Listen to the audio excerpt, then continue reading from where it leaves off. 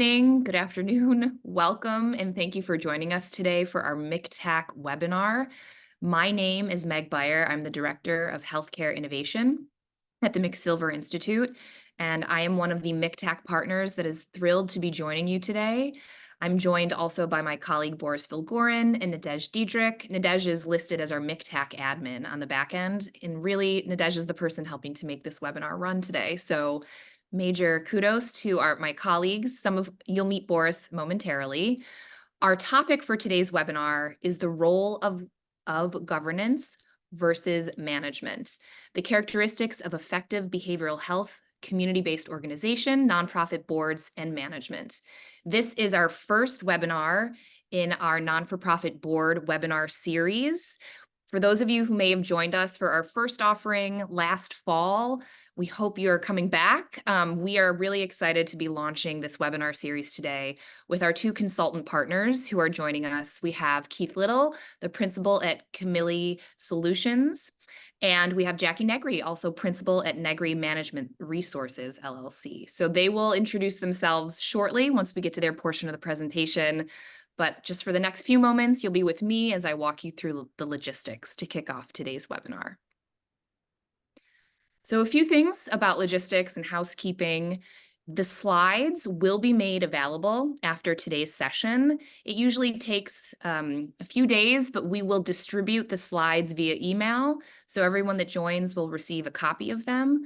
We will also be recording today's webinar. So the recording and the slides are going to be posted to our MICTAC website, and they will also be emailed out to you all. So you'll have a copy of them to review, pass along to colleagues, share. This information absolutely will be made available to you. We are trying to make our webinar today as engaging as possible. So we have Q&A saved for the end of today's presentation. However, we don't want you to wait and hold off on your questions. As we go through the content today, we encourage you to chat in your questions using the chat box functionality or raise your hand. If you look at the bottom screen of your Zoom, you'll see that there's a raise hand function. And so if time permits and we are able to, we will try and unmute folks towards the end of the webinar today to have some conversation about their questions, or if we need further clarity around the question you're asking.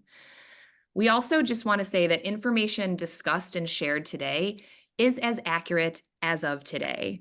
We understand that there's a lot of information and a lot of policies and whatnot. What we're sharing today is accurate as of today, which is Wednesday, April 24th at around 5 p.m. if you're watching a future recording of this. All right, so I will move ahead. And just to say, as I mentioned earlier, we're excited because we are kicking off a series of webinars for our non-for-profit board members, and today is our first in this series. We have upcoming webinars in May and June, topics already scheduled. So May's topic is DEIB, Diversity, Equity, Inclusion, and Belonging, and June's topic is Recruitment, Onboarding, Assessment. You might be asking yourselves, well, you said there were more things coming in the fall, and there are. We, however, are finalizing what those topics will be, and we anticipate having those webinars in September and October. So our next webinars on the books are May 29th and June 20th. We would encourage you to register for them if you have not already. My wonderful colleague has actually already dropped the link into the chat box if you'd like to register right now. And we will be announcing future topics and dates for the fall webinars later on. Okay, so another disclaimer that we just want to share, and I'm just going to read from this slide just because I think this is the greatest context, but we're providing you with a lot of information today. And this information contained in the presentation is intended to assist New York State behavioral health providers to explore key responsibilities in the important role that non-for-profit board members occupy. This presentation must be understood as a resource for informational purposes only, and it's not intended to be a substitute for legal advice. Just want to pause there for a second. This is a resource. Organizations are, of course, encouraged to consult the federal and state guidelines for information related to non-for-profit boards. And if you have questions about those guidelines or that information, the presentation we did back in September did link to some of that policy and information, and that can be found on our MCTAC website. So with that, I'm going to advance to this slide, which are a photo of our wonderful and esteemed presenters who are actually live on screen with us today as well. And so I'm going to pass things along to Jackie, who will introduce herself and then get things started for us. Jackie? Okay, great. Good afternoon, everyone. I'm Jackie Negri, Principal of Negri Management Resources, and so glad to be here today. On behalf of Keith and I just want to welcome you and thank you for joining, but more importantly, thank all of you for being your governance for New York's behavioral community healthcare system. This is a very important role, and we know you take this role very seriously. And not only do the decisions that you make benefit the organization and those that you serve, more importantly, the adults, children, and families. So we're very pleased to be here and very pleased to be able to share with you some of our experience in over 30 plus years of working with boards of directors. We're going to start off with a poll, if we can release that. So let's just take a minute. Can we ask all of you to complete the poll? We want to have an understanding, those of you who are board members, how many years you've served, and whether or not you're part of the executive team. So again, to kick this off, we're going to complete a poll. How many of you are current board members? If so, how many years have you served? And if not, are you part of the executive team?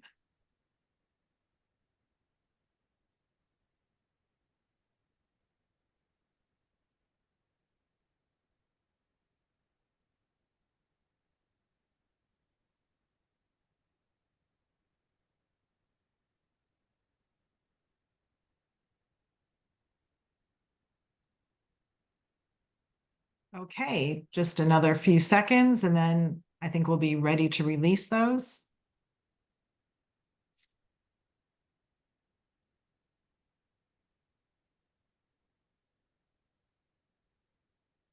That's a good question. I see Steve's, no, executive team meaning C-suite, CEO, COO, CFO, not on the governing body. Thank you, Steve.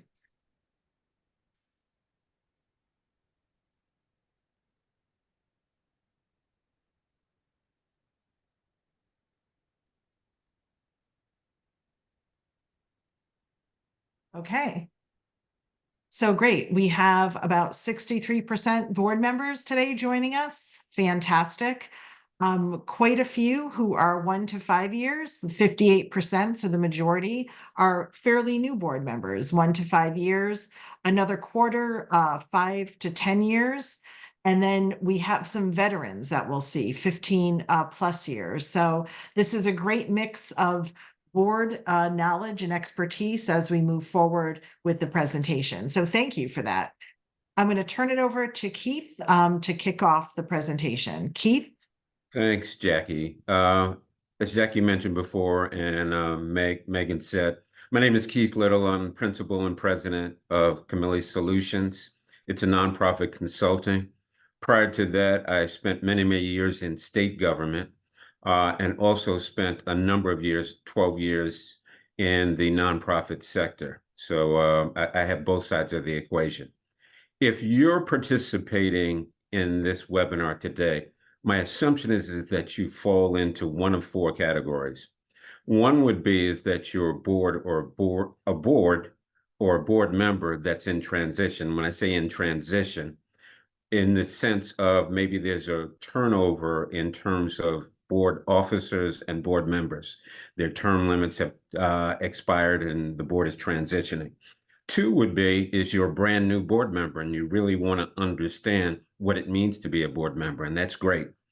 3 would be, it might be for a board of directors that is struggling in some ways and they're helping to find their rhythm. And this might be a resource to help them find their rhythm. And 4 would be as if you're not a board member, your executive leader, which I think the poll validates. So whomever you are and whatever reason you're here, we're great to have you. We're going to take you through a ride as it relates to nonprofit board of directors. This slide right here really talks about the focus of nonprofit boards. And I think it fits into three different focuses that we have here. One is high-level strategy, not down in the day-to-day, which is the responsibility of the CEO or the executive director, but that high-level strategy in terms of where the organization is going. And we'll talk more about that as we go on. Accountability, which is an important issue, having the organization accountable and the executive leadership accountable. And then the third part is oversight of community-based organizations. And when we say community-based organizations, we're really talking about community organizations that represent the interests of communities and of people that are in the communities and that provide human and social services that are essential to government and essential to the entire state. Here I have what we're going to cover is for-profit and nonprofit differences, because there are differences. Two would be understanding the role of nonprofit boards, what's their duties, what's their roles and responsibilities. And the third part is governance versus management, which brings to light a difference between being the CEO and being a board of directors. So those are going to be important things that we will be covering. So let's start with the differences between a for-profit and a nonprofit board of directors. I imagine that a great many board of directors come from the for-profit sector, and they come from the for-profit sector because they've been recruited in some way to be a part of this nonprofit board entity. And they've been recruited because they bring a level of expertise that's going to be important. They bring financial or other types of resources, or they have a distinct interest in helping nonprofit entities to achieve their mission and their vision. Whatever the reason is, there are differences. So if we're talking about for-profit boards, we know that for-profit boards are owned by stockholders, as opposed to a nonprofit board, which is really owned by the public. And it's the primary responsibility of government, whether it's state government or it's local government, to ensure service delivery in a number of different ways. And the number of different ways kind of fit into two categories, either social services or human services. For-profit boards, they generate money for their owners. We know nonprofit boards obviously serve the public. And when we talk about success on the for-profit side is making a profit or not losing money. Success on the nonprofit side is meeting the needs of the public and fulfilling mission.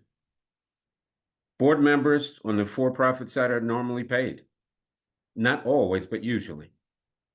Board members on the nonprofit side are rarely, if ever, paid. They're volunteers, and they believe in the mission and the vision of the organization. On the for-profit side, profit is distributed. On the nonprofit side, there is no such word as profit. We look to break even on the nonprofit side. The excess of revenue of the expenses should be spent to fulfill the mission. And then the last piece for-profit boards, which signifies that difference, is stockholders enforce rights. There are no stockholders. There are stakeholders on the nonprofit side, but there are not stockholders. So I'm going to pass the baton to Jackie. Thank you. So let's start by talking a little bit about understanding the role of the board of directors. What are the roles and the responsibilities?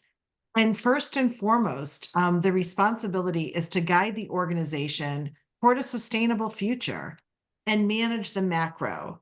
The macro different than the micro, and that's what we're going to get into a little bit later when we talk about sort of balancing the tightrope between board and management. So there's three primary areas we'll be discussing that falls under the role of the director: fiduciary, oversight, again on the macro, and strategic direction. For fiduciary, there's 3 areas that a board is liable for, right? First is duty of care. And what does duty of care mean? It means that when you're participating and you're being an active participant, you are making decisions as an ordinary, prudent person would do. This really means that the decisions are thoughtful, well-informed. We're going to get into that as we move to our next slide. Duty of loyalty means that you as a board member are acting in the best interest of the organization. As Keith had mentioned, mission driven, and that there's no personal gain. Duty of obedience is that in all your decision making should be aligned and carried out the mission of the organization. So let's go into these in a little bit more detail. Duty of care. What does that mean? It means to be engaged, right? And what does being engaged mean? Participating actively. And when you have an effective board, your board, the majority of your board, if not all of your board, are active participants. When we see boards that have individuals maybe in name only, we don't find that to be as effective for the organization's overall health. So by being engaged, that means practicing due diligence, participating in meetings, actively participating in meetings. I know as some boards have moved towards Zooms for their meetings, not being on camera sometimes is not as engaging as being on camera. So participating actively. Part of the responsibility of the duty of care is also to review your documentation, make sure you're looking at minutes, asking questions. It's fine to ask questions of the CEO, the executive team, and have a good understanding of the risk that's involved in any decisions being presented. We talk about informed decision-making for voting. And what's informed decision-making different than decision-making is that you may have the data needed. You may request the data needed, so that when you're finally voting on an issue that you've been discussing with your board and the board's executive leadership, that you have all the information you feel necessary in order to make a prudent decision moving forward. Committee structures are also important for the duty of care, being active in committees. Boards should have committees such as nominating, financial. There may be others within your organization. So having those structures and understanding what the committee structures are within the organization is also helpful in this duty. And the other is external experts and consultants. As a board, there'll be times that the conversation may be not what your particular expertise is in, and that's okay. And there should be opportunity within resources, et cetera, to bring in external consultants or bring external experts to the table. That's something that can be asked of leadership within resources and also proves to be very helpful for boards in making informed decisions. The next duty is your duty of loyalty. And basically what this means, our decisions are based on the best interest of the organization. There's no personal or professional gain. And as Keith alluded to at the beginning, when, whether or not you're getting paid or not, those duty of loyalty for nonprofit is to align with the mission and move the mission forward.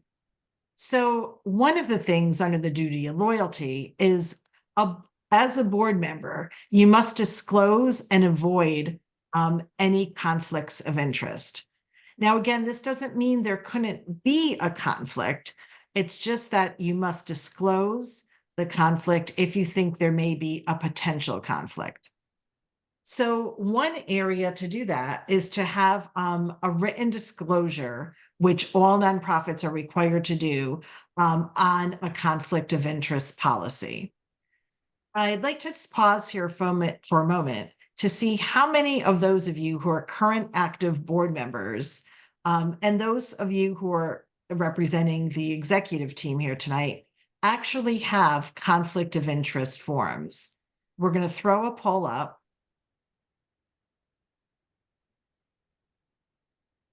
And if we could just take a minute to see how many organizations that are participating tonight.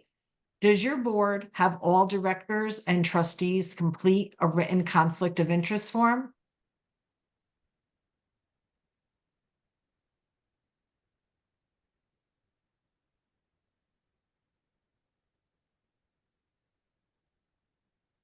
Again, for those participating, does your board have all directors, trustees complete a written conflict of interest form?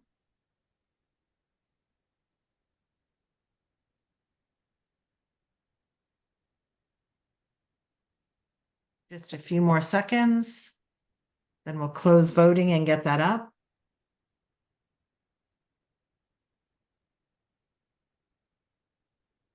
That's fabulous. So 92%, the majority of all those who are participating do have the conflict of interest. For those of you who do not, you should absolutely have the conflict of interest policy. And one of the processes that is probably one of the most familiar to organizations is a conflict of interest form. That's something we could certainly assist with if you're interested in looking at resources, how conflict of interest forms are developed and written. The policy applies not only for directors and officers, but also for key employees, relatives, etc. So again, it's important that as a board, you have the ability to document the conflict, you have the ability to have deliberations regarding the conflict, and you file the resolution that notes if there is a conflict. Board members should also know part of their duty of loyalty is to recuse yourself in certain circumstances if you feel as though there is a conflict when you're voting. The next area is the duty of obedience. And what this means is to abide by the applicable laws, state and federal, 501c3, your funding entities, your regulatory bodies. This is also the responsibility of the board to make sure that the organization is abiding by those applicable laws and you as board members. The organization must act in accordance with their articles of incorporation and bylaws. And most importantly, I think the sort of biggest responsibility of the board member is to stay true to the mission. It's very difficult to be all things to all people. We find that organizations that go outside of their mission end up having trouble down the road. So you as a board member have the sort of responsibility to make sure decisions are true to the mission of the organization. And your overall compliance on a macro level is also the responsibility of the board. So to get into a little bit more detail, Keith's going to speak about the oversight responsibilities of the board to the CEO. Keith? Sure. So over the next few slides, I'm going to be talking about oversight in several different ways.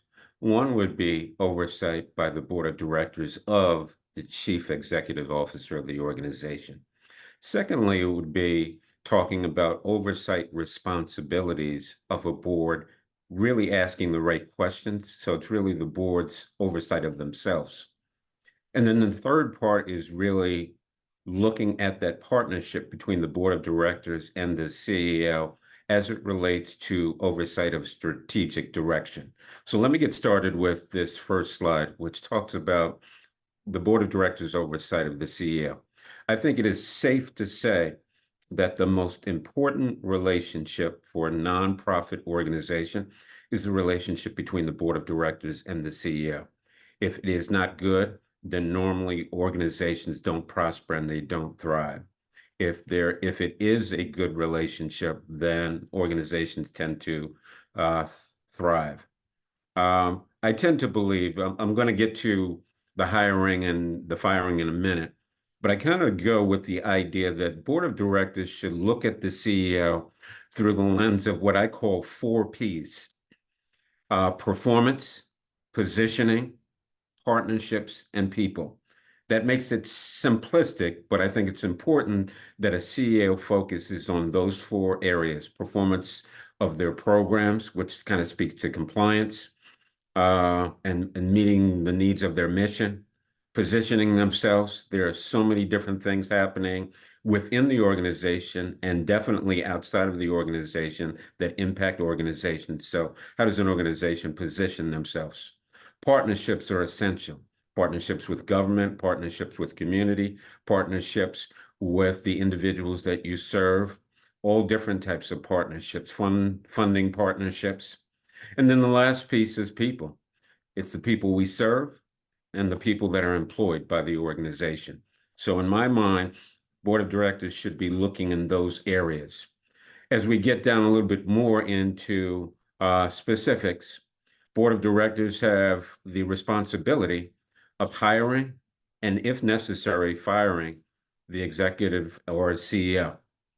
They're there to support the CEO as a partner, thought partner, but also serve as a resource. We know that board of directors bring various expertise, whether it's finance, whether it's law, whether it's education, whether it's health and healthcare, and on, whether it's legal. So they bring all types of expertise and resource that an organization needs and that a CEO needs to be successful. They should expect that the CEO set and that themselves they set and measure performance outcomes. It's not just going on and going to meetings. It's the idea that there are expectations that are set of the CEO by the board of directors, and they are measured on a regular basis, no less than annually, no more than annually, I should say. And then the last piece, the board of directors have the responsibility of looking at and setting compensation and also looking at succession planning. We know a lot of organizations may not do effective succession planning, but the idea is not that you're trying to rush the CEO out the door, but the idea is that you're looking at continuity for the organization. So you're not only looking at how do you support the current CEO, but you're looking at what are the opportunities if that CEO leaves for one reason or another. So that's the first piece. The second piece, like I mentioned before, is the oversight responsibilities of the board of directors and looking at themselves. And risk and compliance is a major issue. What we have here is identifying, monitor, and understanding risk. What I'm going to add to it is that there are different ways of looking at risk. There's not just one way of looking at risk. If you're looking at risk, it probably falls into one of four categories. One would be financial risk and liability. Two would be programmatic risk and liability. The third would be legal risk and liability. And then the fourth one would be reputational risk and liability. So those are the four categories that I think board members need to have responsibilities for looking at and assuring that they have their eye on it. And part of it becomes, for a board, they have to ask the right questions and they have to be familiar with what's being required of the organization by external funders and external regulators. Boards that don't know what's going on and are surprised by government or surprised by things that they weren't aware of, they need to be more familiar, not only with the programs that are operated, but what are the requirements in terms of operating those programs. So you understand risk if you understand what's required of those programs. I just saw something in the chat about the Keith, four areas. yes, could you repeat those, please? Sure. The four areas: performance, positioning, partnerships, and people. I tend to take a simple look at those are four areas that if a CEO is really focused and doing a job in those four areas, the organization is probably thriving in some way. So jumping back to risk. So risk and liability, it comes through those four buckets, which I said financial, programmatic, legal, and reputational. and being able to look at those and asking the questions of the CEO and asking the questions of the board themselves if the organization has any challenges in those 4 areas and where they stand. And that should be a continual process that a board of director asks themselves and they ask of the CEO of the organization. And then being able to assess that risk and that liability is the other piece. The third part would be in terms of strategic direction. And I see this as part of that partnership that takes place between the board of directors and the CEO. Both play a role in terms of the strategic direction on a day-to-day basis in terms of reading the tea leaves and really trying to make recommendations to the board of director. The CEO has the responsibility of really determining what makes sense in terms of the strategic direction, and then articulating that to the board of directors and having their buy-in. And when we're saying strategic direction, it doesn't just mean strategic plan. So I don't want participants to think it's just strategic plan. It's strategic thinking. It's where the organization should be going, either short-term to address immediate needs or long-term in terms of what's happening and their long-term needs.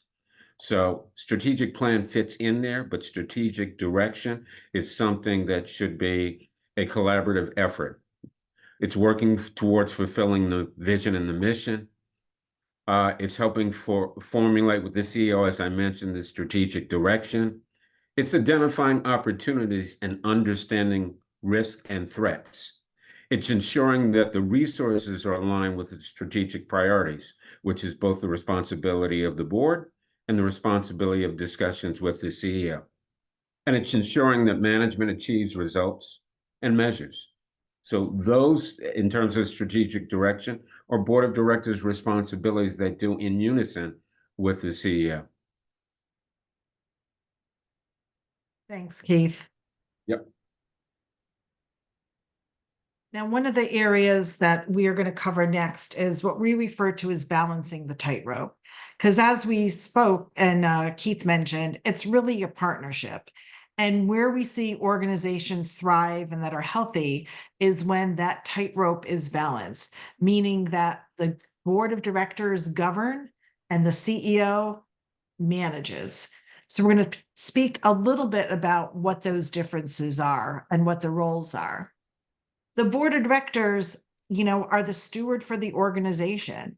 They are the ones who can be out there and move the mission of the organization in all aspects of moving the mission.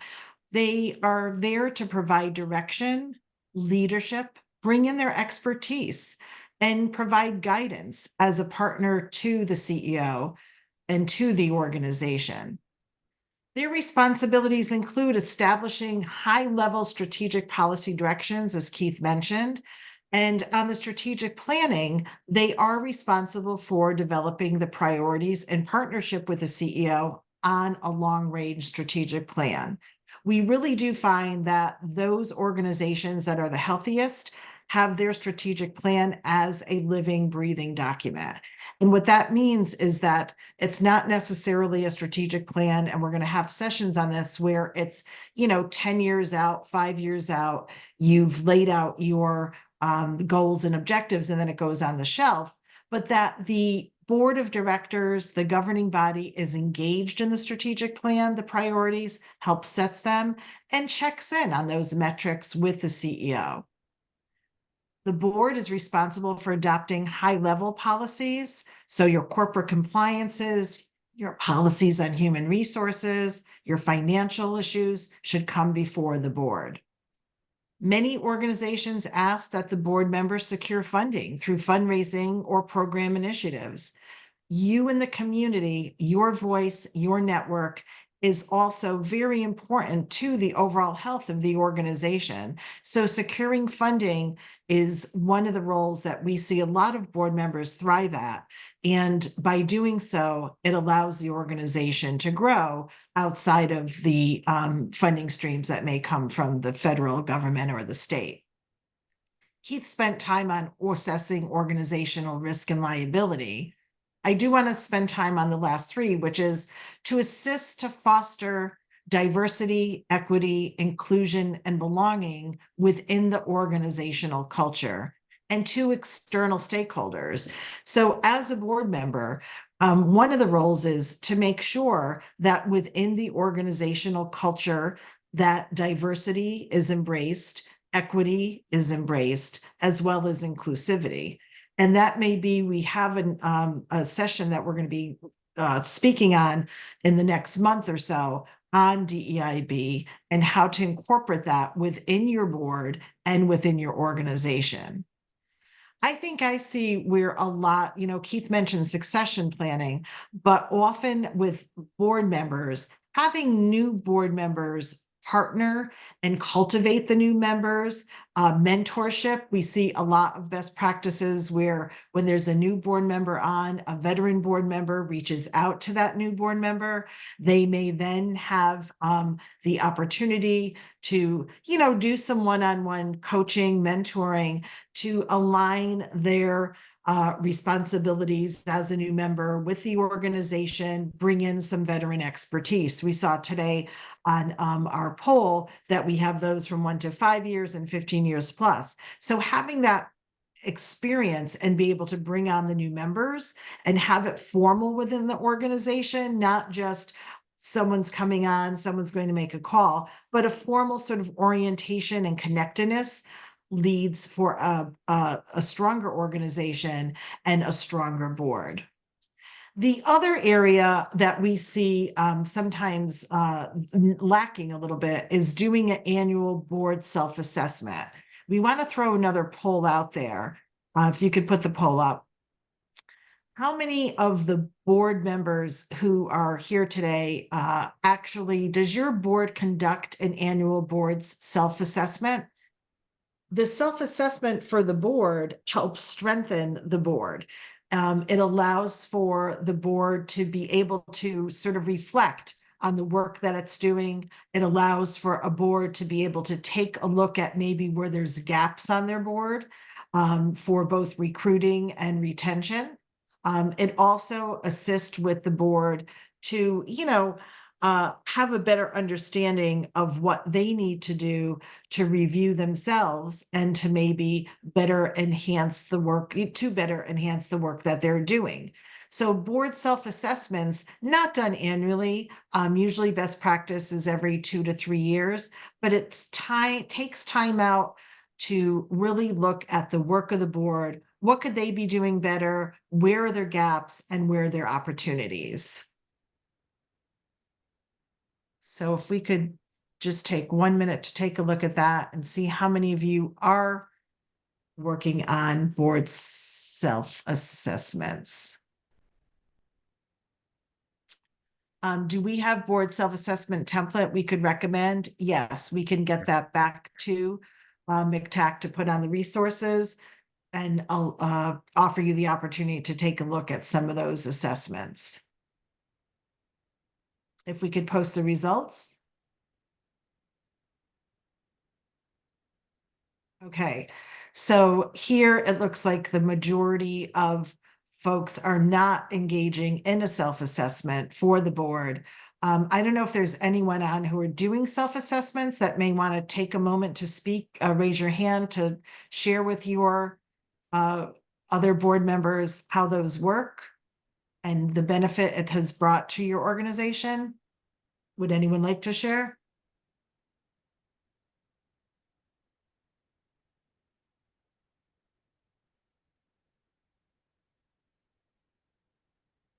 Okay. I don't see any hands. Okay, great. That's fine. We will share with you, Boris, some templates, and then that can be something that could be a useful tool, I think, for a board of directors to use. So let's talk a little bit about now what's the role of management, right? What we don't want to do where we see unhealthy organizations is where the governing body gets maybe too deep into the organization's management functions. And also where there could be an unhealthy organization is if the board of directors is too far away from, all that goes on in the organization and not doing their duties as we talked about before. So the management, the CEO, their responsibility is to set the tone for the organization culture. They lead from within the organization's operational structure, where the board is leading from external, right? The overall macro. The CEO is responsible for human resource management, the hiring, the retention, overall staff wellness, developing skills for the staff. And I think sometimes we find in organizations that often, because the staff, especially C-suite and others, may be working closely with the board, there can be a blurry line between the board and those staff individuals. We need to remember that the staff reports directly to the CEOs. So there is, we can't blur those lines between board is not managing the staff, CEOs managing the staff, and the responsibilities fall therein under the CEO. The CEO drives operational issues, and they are the ones who are making the top level management decisions. So the CEOs do have to be held accountable for those decisions. But as Keith said, and we spoke about earlier, there needs to be a partnership, right? The healthiest of organizations have a partnership there. The CEO develops evaluation strategies. They create and adjust systems, and they are the ones that are actually creating processes and procedures. Their responsibility are to pursue the goals and objectives to drive the organization forward. The board, again, as mentioned, is their primary responsibility is to move the strategic priorities forward. And then the CEO puts together those goals and objectives and should be measured by those goals and objectives and the metrics that are being used to move forward any of the strategic priorities. The CEO is responsible for establishing external relations. The CEO will bring to you collaborations for growth, collaborations for partnerships. And this is a time where, if more so than any, where collaborations, strategic alliances are extremely important in our field. The opportunity for organization to think about the movement towards integrated care and bring those partnerships back to the board to establish and to have the whole health of the organization move forward is part of their responsibility. Although the board is responsible for the overall fiscal health of the organization, the CEO is responsible for the management of the organization's financial resources and transparency. The CEO is responsible to be transparent to the board on the good of the organization financials and when there's issues with the organization's financials. They need to inform the board of any significant programmatic or fiscal issues, good, bad, opportunities, or where we may have to reassess. That would be the role of the CEO. Jackie, I just want to jump in here. We actually might have had somebody with a hand raised for the board discussion. I think Robert might have wanted to talk. So I don't know if Robert is still interested in sharing his thoughts. Okay, Sure. that would be fantastic. Robert, can we have you speak a little bit about your experience with the board and your board assessment? Robert?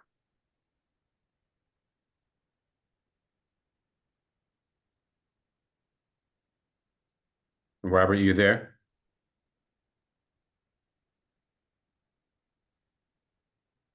Or maybe the technology is not working properly. Yeah. Okay. All right. I did want to add, before I get into the expectations, I think Jackie hit on some important points as it relates to the governance. And I just wanted to reiterate. The word governance is an important word for board of directors. It brings into light that board of directors ultimately have responsibilities related to policy and practice that falls into those four domains that I mentioned before, whether it's legal, whether it's financial, whether it's programmatic, or whether it's reputational.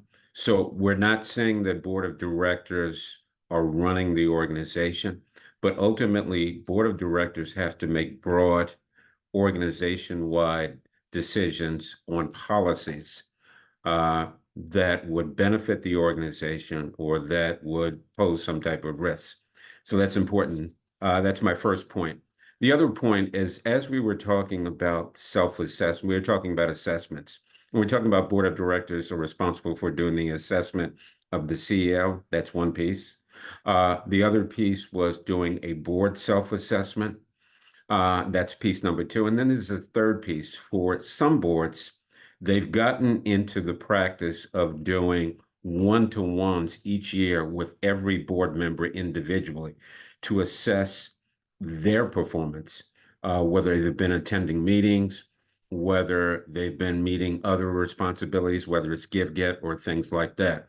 So all three are signs of a very, very healthy organization. So I just wanted to add that to the mix. So let me jump into the expectations of the CEO by board of directors. And I think we've spoken about it for the last 40 minutes or so.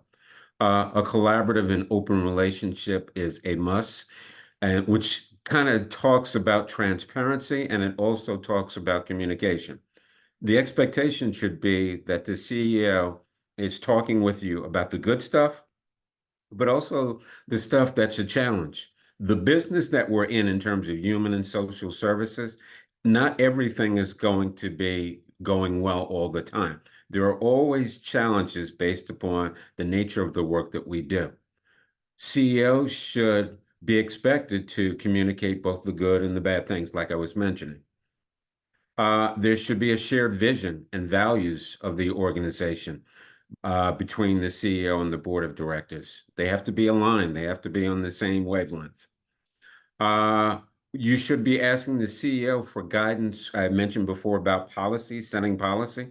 That guidance will come from the CEO of the organization, whether it's policy or whether it's fiscal strategy. The board of directors obviously needs to give their blessings to move that along and to support the guidance that's given by the CEO. And then the last part is the managing of the resources of the organization appropriately. So all of those are important. We thought that we would use two examples of governance versus management because we've been trying to make that differentiation. So we thought we were trying to think of two examples. There are many, many examples. These are just two that we could think of. And it's looking at the same issue from two different lenses, a management lens and a governance lens. From a management perspective, there's a focus on census, making sure that you keep slots and beds filled in residential programs. That's important because it has a relationship to the finances of the organization. So it's the CEO's responsibility to focus on that on a day-to-day basis and make sure that census stays up. From a governance perspective for the board of directors, they should be asking the big picture question. What is the forecast for future growth that aligns with the organization mission? So it's looking at the same issue, but through two different lenses. And then if we jump down to hiring of a chief program officer, we know that the old mantra and the understanding is that the board of directors hires and fires the CEO, and then the CEO hires and fires everyone else that reports to the CEO. So with that in mind, it's up to the CEO to find the chief program officer and hire for that. It's up for the board of directors through that governance lens to really be asking the question, what are the overall skill sets that the organization is looking for various positions, whether it's the CEO or whether it's the executive director of the organization. And then the second part is establishment of board subcommittees that address key priorities and integrate across both program, fiscal, and workforce needs, with the idea that the CEO really can articulate that, but really takes the lead in managing that. I think, Keith, to add to that, you as board members are bringing specific expertise to the organization, to the CEO, and there is often we'll see where if a board member maybe oversteps in that direction, it's usually for good intent, right? But if it's too much overstepping, then that goes into the operations of the organization. So that's where the partnership, the healthiest of organizations treat the CEO and the board as a partnership. And then we see the opposite way too, where maybe the CEO may not be as transparent with some issues that are happening within the overall organization. And it's critical as an executive team and as a good partner, trust is there, transparency to bring those issues to the board, because that's where the board's expertise can come back in and maybe help set a different path through their lens for a different direction. So the combination of partnership, if we can leave you with anything, is I think one of the most important areas for the overall health of a community-based organization. At this time, we're going to close with what's governance versus management. Board of directors should govern, not manage. Boards who are managing, they end up focusing, as we said, on small details, departmental processes, individual outcomes. Healthy boards who govern are concerned with overall mission adherence, the enterprise structure, strategic positioning, and aligning with the mission, and the overall fiscal health for the organization and the overall outcomes. So at this time, we'd like to open it up to any questions, or if you have any examples that you'd like to bring to our attention to receive consultation, we are happy to open it up at this time. So Let's yeah, just so start with thank you, questions. Jackie and Keith, for this wonderful presentation.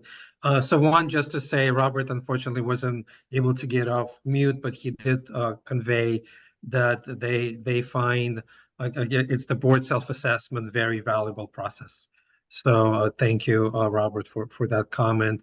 And we do have Steve, who does have a question that says, do you have an ideal organizational chart that includes board members on chart with objectives and expectations of governance versus management?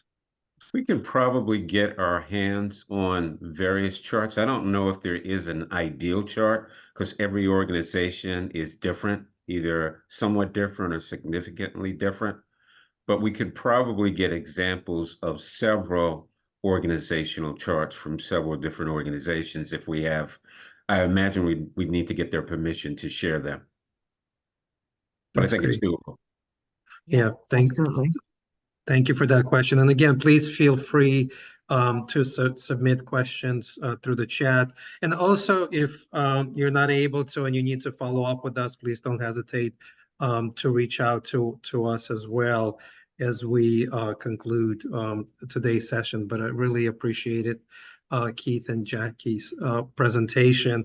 And again, as folks might be submitting their questions through the chat, just a reminder that we do have 2 more sessions coming up, one in May on DEIB and in June on recruitment, onboarding, and assessment, and of course more to come in September. So a couple of questions about the slides. Of course, we will have slides available and the recordings will be available, so please don't hesitate to share that with other individuals who might have not been able to join, especially other board members and so forth, and also encourage people to register and sign up. We also have a survey that we would love for you to fill out. There is a link in the chat for you to take the survey. Your feedback is crucial for us to move forward with the May and June and future presentations, to learn about other things we should be doing, and it helps us to improve our own self-assessment and our quality of our work as we move forward with that. And I think, as both Jackie and Keith mentioned, when you get the slides, you're going to get resources, but we will keep building out the resources as suggestions come in and as we get additional information from Jackie and Keith as well. Boris, So do we have time to answer Bonnie's question? Yeah, I we see do. Bonnie's question. Yep, Okay. go ahead. Yeah, because I'm looking at that. So Bonnie, your question is, would board roles and expectations differ at a newer or smaller organization rather than a more established or a larger organization? That's kind of one of those yes and no questions. There should be, at any organization, there needs to be structure in terms of board of directors and a definition of roles and responsibilities. But knowing about small organizations and knowing about large organizations, there are sometimes variations and differences that take place. But those differences and variations, in my opinion, and I think in Jackie's opinion, still have to adhere to the structure of governance versus management. Otherwise, you get into board members who are acting like employees of organizations, which becomes the danger zone. So they may differ in some ways, but they shouldn't differ where the lines are totally collapsed. Right. Jackie, I any agree, thoughts? Keith. Absolutely agree. I mean, when you're looking at startups or smaller organizations, the board members may be rolling up their sleeves in certain areas to get the organization up and running. But the policies and procedures should be the first thing that the board and the executive is working on. And when the lines start to blur, then that's when, an organization can run into trouble. So, although, and again, I said this earlier, most board members, when the lines blur, it's for good intent. And I've been in board meetings where I see board members maybe even, answer because of their expertise for the CEO. And it's just not wanting to blur those lines. So policies and procedures are important for startup, small organization. Whether you're, under a million or whether you're 500 million, those policies and procedures should be in place first and foremost with your board. Yeah, Thank you, Bonnie. thank you for that question. So Thank you. no, I appreciate the questions and the discussion. So I just want to turn back to Jackie and Keith to see if there's, as we close the session, if there's any last comments you would like to say. And I would say that I hope to see everybody else join us in May for our next presentation. But Jackie, Keith, any last comments? Jackie, I'll let you go first. Okay, great. No, again, we appreciate the time and commitment of all individuals who volunteer for community-based organizations, behavioral health across the state. So if we can be of further assistance, we feel free to reach out to Keith or myself. We will take a look at the questions and the templates that you asked. We're happy to share those. The stronger the governing body, the stronger the overall health of the organization, and the stronger the overall health of our system. So we appreciate all of you and look forward to furthering dialogue on some of the other topics. Keith? Yeah, I'm just going to echo what Jackie said. I think we're not only here to present, we're here to help. So if we can be of assistance to you on an individual organizational basis in the future, please do reach out. If you're a new organization, if you feel like you're struggling to some degree, that's important. One of the other things that we didn't spend a lot of time on, but we will be spending time on in the future, is the process of onboarding new board members, because that is critically important. I think all of our 5 training modules we feel are very, very important. That is an important one where sometimes organizations miss the boat because either they don't do it or they don't do it properly. So we'll talk about that in a later session. I believe it will be in June. Excellent. And I'll just add, both of our emails are on the screen. You'll have these slides. Feel free to email and reach out because we do have resources and experience. And the partnership, again, is critical between the executive team, the CEO, and the board for a healthy organization. So whatever we can bring resource-wise to you, we're happy to do so. Boris? Excellent. Yes, thank you both again, and thank you for all of you for joining us. This concludes our presentation today, and we'll look forward to the May's discussion. Thank you, everybody, and have a great rest of your evening. Take care, everybody.